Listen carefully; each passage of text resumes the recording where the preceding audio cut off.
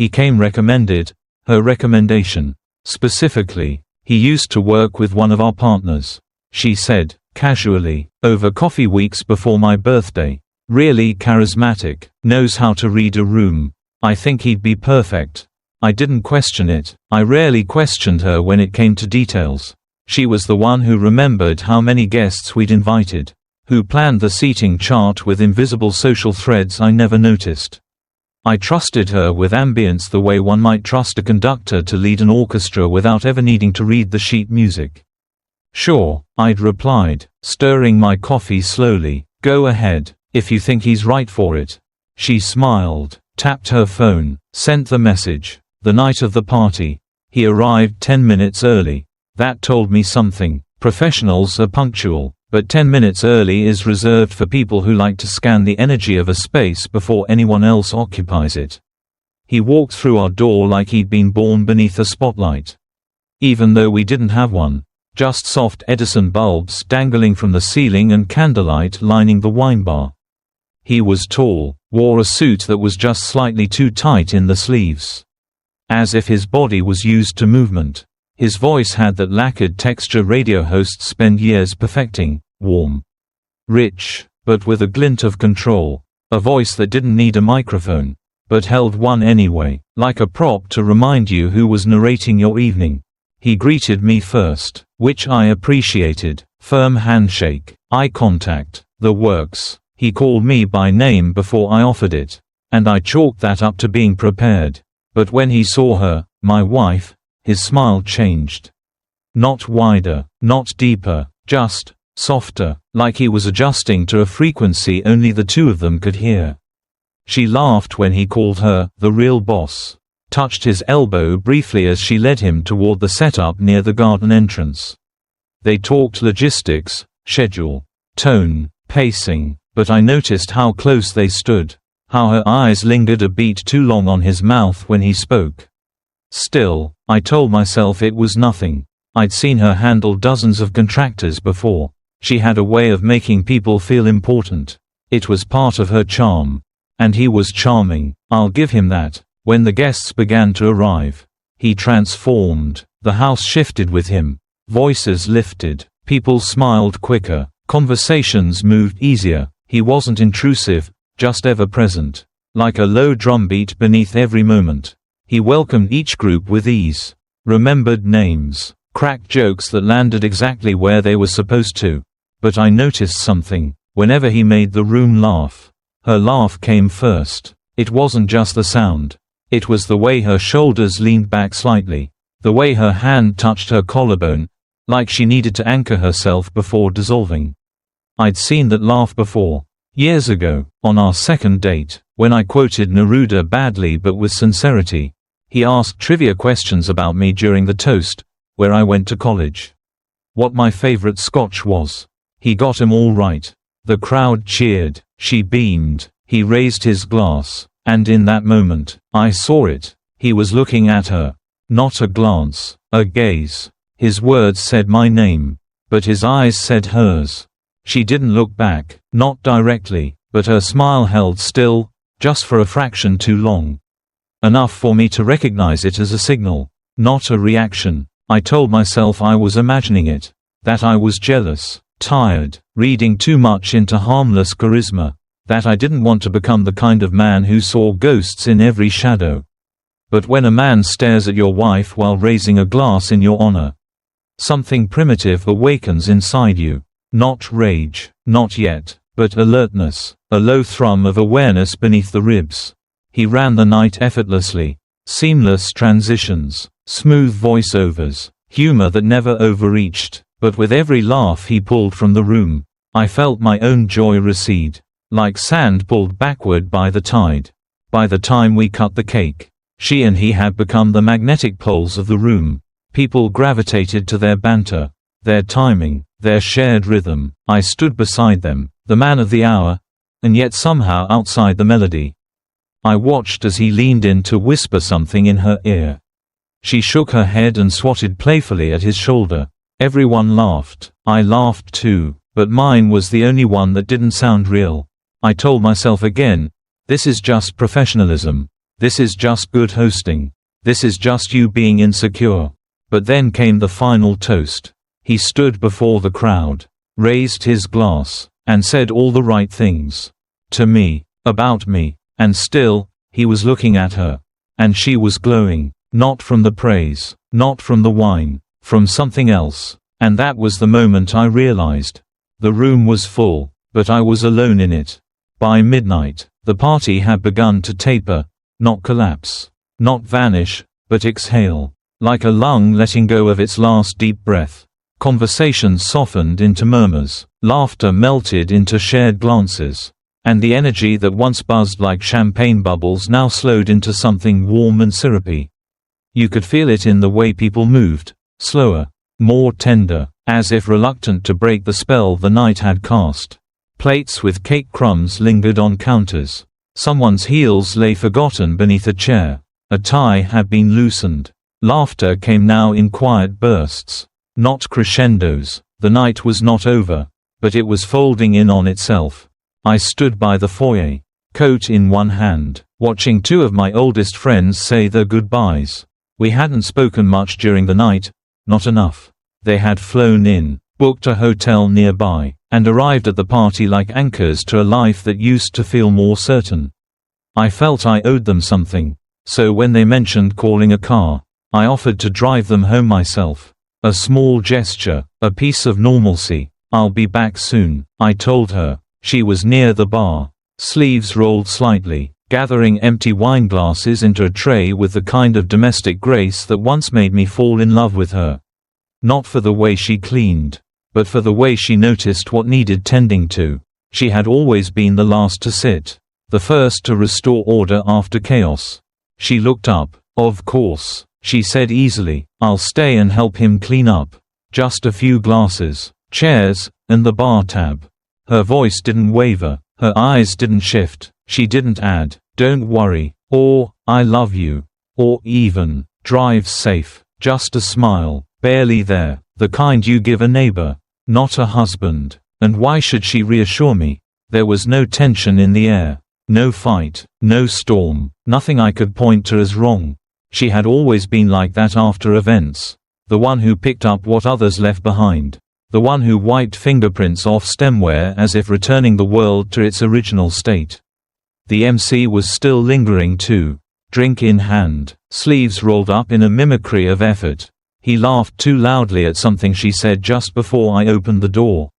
But I didn't think much of it then. He was part of the background now, another empty glass, another folded napkin. I stepped outside into the quiet.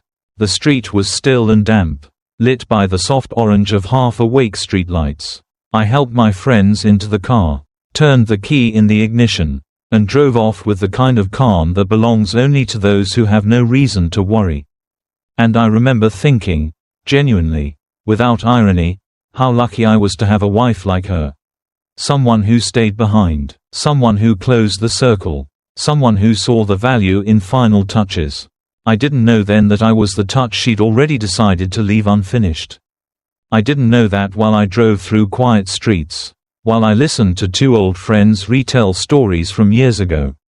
Another story was being written back at the house, not in words, but in glances, in silence, in proximity. I didn't know that I was the final guest, only I'd already left, and the night, somehow, was just beginning. When I returned, it was nearly 1:15 in the morning, the kind of hour where silence feels heavier, like it's pressing itself into the corners of the walls, wrapping around furniture, threading itself through the seams of closed doors. I turned the key in the lock gently, expecting the low hum of soft jazz still playing, maybe the sound of running water, the familiar clink of wine glasses being cleaned. Instead, I stepped into quiet. Not peaceful quiet, not the kind that invites sleep.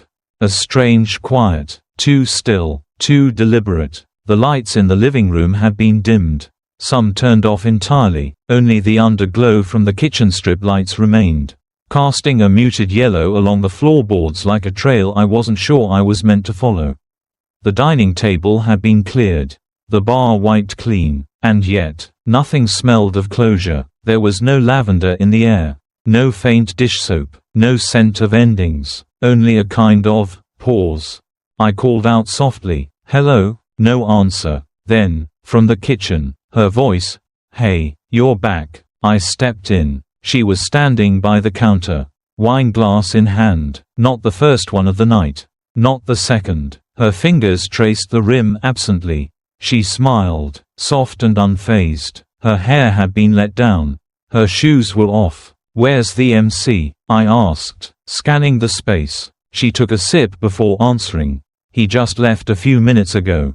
Didn't want to bother you, so I didn't call." Her tone was even, light, performed, maybe, but not panicked. I glanced out toward the driveway. No car, no signs of departure. The gate was closed, the trash bins untouched. I turned back to her.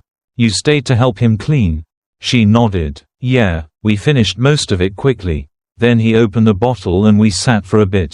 Just unwinding, talking, drinking." I asked. She shrugged, then smiled again, just a little. "It's been a long day." My eyes fell to the glass in her hand. Nearly full. She hadn't been cleaning, not recently. "You didn't think to text me? Just so I'd know. It wasn't a big deal," she said, setting the glass down with the quiet precision of someone ending a conversation without raising their voice. "Just a couple of drinks. Just small talk, that's all." But something inside me tightened. Not like a noose, not yet, more like a knot behind the ribs. Small and dense and growing. She spoke so casually, so fluidly, as if recounting a conversation with a neighbor. Not explaining the aftermath of a party we had hosted together. A party for me. And yet, I no longer felt like the host. I no longer felt like I had been invited to this version of the evening. There was no anger, not yet, just a quiet stretching inside me. A pulling away from the edges of belief. The moment hadn't cracked anything wide open, but it had started to press. And pressure, I've learned, is what truth uses when it's not in a hurry. So I nodded, pretended it was fine, but something in me was already standing at the edge of something I could not yet name. And that something was beginning to look like the truth. It started as habit, nothing more, a routine holdover from years ago, after the break-in. After the stolen car, after the feeling that your home might not be the safe shell you once believed it to be. Since then, I had always checked the footage when I got home late. Just a scan, just a glance, not because I expected anything, just because I could. But this time, it wasn't habit, it was instinct, something unspoken, a static behind the eyes. The kind of quiet that doesn't come from silence, but from something being carefully hidden inside of it. I opened the backdoor console where we kept the monitor and scrolled back through the timeline. Midnight, 12:45. 1 a.m. No movement. No shadows across the yard. No flicker of motion in the camera's view. And then, at 3:32 a.m., the feed lit up. A figure emerged from the side of the house. Calm, upright, the MC. His shirt was partially unbuttoned. No tie, no jacket. His sleeves were rolled up unevenly, one forearm bare, the other bunched. He wasn't carrying anything, no sound equipment, no clipboard, no signs of cleanup, and he wasn't in a rush. He moved slowly, deliberately, like a man walking through a familiar space, like someone who belonged there, or believed he did. He looked around once, not in suspicion, but in routine, then exited through the side gate. The gate clicked shut behind him. That was it. No words, no wave, no door slam, just absence replacing presence. I stared at the screen for a long time. Longer than necessary, long enough to realize I was no longer just watching video. I was watching a truth unwrap itself. The timestamp burned into my mind, 3:32 a.m. I walked back to the kitchen. She was rinsing something now, as if the dishes had suddenly demanded her full attention. The wineglass was gone. Her face had returned to that default softness she wore when she didn't want to explain something. I stood behind her, the air between us suddenly too still. "You said he left around 1. She froze, but only for a second. Then she resumed rinsing. The silence was a beat too long before she replied. "Yeah, I thought he had. He was tired. Sat down for a bit. We were just talking." "Tired," I echoed. She nodded, back still to me. Yeah, just needed a moment. He said he'd leave quietly so he didn't wake you. I stepped closer, not looming, not accusing, just there. You were just talking. Another pause, this one longer. Then, softly, we had a glass of wine. Maybe two. It was nothing, just winding down, at 3:32 a.m. Her voice, still even, still composed, but I could hear the breath behind the words now, the fragile structure of someone trying to control a narrative already unraveling. I didn't argue, didn't raise my voice, didn't ask the questions already answered by the footage. Instead, I looked at her, and in that look, I saw the space between what was said and what was meant. The hairline fractures running beneath her sentences. The way truth sometimes wears politeness like armor. She turned then, slowly, to meet my gaze, and when she did, I think she knew, not that she'd been caught, but that something had ended. I nodded, just once, not in agreement, in recognition, because when the body won't confess, the timeline will, and sometimes, the most honest thing in a house isn't the people in it. It's the camera that didn't lie. I didn't shout. There was no scene, no cinematic outburst, no shattered glass or storming footsteps. When the truth settles in fully, when it isn't a suspicion anymore but a shape, a face, a timestamp, it doesn't explode. It hardens. It calcifies in the chest. Like stone. You don't scream, you simply stop. She was still standing in the kitchen when I turned away. The room behind me remained unchanged. Same scent of last night's wine. Same hum of the refrigerator. Same soft lights glowing against the backsplash. But something had shifted inside me. I was no longer interested in explanations. I didn't need a performance. I climbed the stairs slowly. Not because I was tired but because I was aware of the way the house creaked. Of the sound of my own breath. Of the echo that follows a decision made quietly but completely. In our bedroom, the suitcase sat where it always had. Tucked into the corner of the closet beneath a shelf full of winter scarves and things we said we'd wear but never did. I pulled it out and unzipped it. The sound, small, mundane, sounded strangely final. I didn't pack much. A few shirts, a pair of jeans, my toothbrush, a leather notebook she gave me years ago. Still half full of fragments and beginnings. Not because I thought I'd write about this, but because I needed something that still felt like mine. She appeared in the doorway as I folded the last shirt. "Where are you going?" she asked. Her voice wasn't panicked, just soft, like she was asking if I needed milk from the store. I didn't look up right away. I zipped the suitcase, clicked the lock. "To my mother's," I said. She stepped further into the room. Barefoot, still in the same shirt she wore hours ago. Her arms crossed like she was cold, though the house was warm. "You're not going to let me explain?" I looked at her then, fully, not as the woman I married, not as the person who planned birthday parties and Sunday brunches, but as someone I no longer recognized. Not because she had changed, but because I had finally seen her clearly. "No," I said, evenly, "you've already explained enough." She opened her mouth slightly, confused. "I haven't said anything yet." "You did," I replied, "in your timing, in your silence, in your eyes." The weight of those words landed like snowfall, quiet, but undeniable. She blinked, once, twice, then said nothing. I lifted the bag. The wheels rolled across the hardwood without resistance. I walked past her without touching her, without pausing. She followed me halfway down the stairs. "Is this it?" she asked. I stopped at the bottom, one hand on the doorknob. "For now," I said. She didn't cry, and I didn't wait for her to. I opened the door and stepped out into the night. The air was crisp. A quiet breeze moved through the hedges, as if the world outside had also exhaled. I didn't slam the door. I didn't need to. I let it close on its own. And sometimes, that's the loudest sound a person can make. The house I grew up in hadn't changed much, at least not in the ways that mattered. The white shutters were still chipped at the corners like they had been since I was 16. The porch still groaned under my weight on the third step, like an old friend exhaling a weary hello. The wind chimes, The same tin birds my father once hung after a summer trip to Vermont, still clattered out of sync. Clumsy and sincere, like they were trying to remember a tune they never really knew. I hadn't planned to return here. Not like this. Not with a suitcase and silence and a heart too tired to break. But when I pulled up, the porch light was on. It had always been on. Even when no one was expected. Even when no one came. She opened the door before I knocked. My mother. She didn't ask. She never did. She just looked at me. Really looked, and then reached out. Placing her hand on my shoulder the way you might steady a glass teetering at the edge of a counter.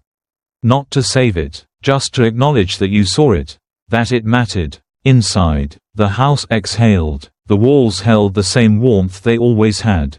The smell of cumin from something simmering on the stove clung to the wallpaper, mingling with the scent of old books and quiet. My father's photo remained on the hallway shelf, slightly askew, as if he just turned away mid-conversation. The carpet carried the memory of footfalls. My name still scratched beneath the windowsill upstairs. I climbed the steps slowly and entered my old room. The posters were gone, but their ghosts remained, discolored outlines. Soft squares of untouched time. The bed let out a creak as I sat. It felt smaller than I remembered. But maybe I'd just gotten used to sharing space with someone who had quietly withdrawn. I didn't unpack. I didn't turn on the light. I just sat and thought about her, about the way she moved through the party that night, graceful, attentive, magnetic. She had stood beside me like she belonged there. Laughed when I laughed. Squeezed my hand when the MC made jokes at my expense. She posed for photos like we were the picture of something whole. She played her part well. And maybe I did, too, because in the glow of string lights and clinking glasses, I had convinced myself we were still inside a story worth telling. But the truth had slipped in while no one was looking. Quiet, patient, dressed in the shape of another man's shirt and the sound of a door closing at 3:32 a.m. She stayed behind. Not with me. With him. The man paid to guide the night. The man who entered our house through the guise of charisma and exited with something far more intimate than applause. And I had driven friends home. Made small talk in the car. Returned with the assumption that the world was still where I left it. It wasn't. In that room. In the silence of my past. I sat with the knowledge that loyalty isn't loud. It doesn't dress itself up in toasts and well-timed glances. Loyalty is presence. It's choosing someone not when the world is watching, but when the room is empty and the audience has gone home. And she hadn't chosen me. Not then, not anymore. She chose the spotlight, the story, the echo of someone else's attention. And so I chose the truth. It came quietly, without rage, without accusations. Just a soft realization that staying wasn't the same as being held. That sharing space wasn't the same as sharing a life. She had selected a host for the night. But I had to become the host of my own ending. Not everyone who stays to clean up is noble. And not everyone who leaves does so because they've given up. Some leave because they finally understand the music will never return to the melody they believed in. And the true host, the one who loves with intention, isn't the one who stays to charm the guests. It's the one who knows when the party is over, and walks out with dignity still intact.